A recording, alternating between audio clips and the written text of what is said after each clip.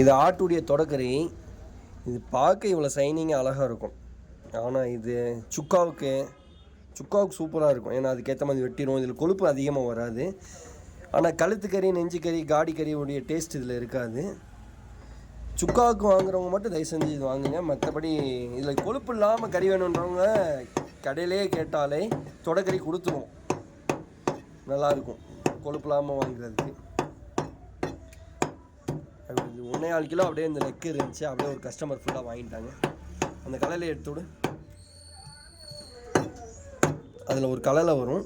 அது எல்லா கறி கடைக்காரங்களும் எடுத்துருவாங்க. மறக்காமல் இந்த வீடியோவை பார்த்து நீங்களும் ஒரு வேளை மறந்துருந்தால் அவங்கள்ட்ட சொன்னீங்கன்னா அவங்க கண்டிப்பாக எடுத்து கொடுத்துருவாங்க.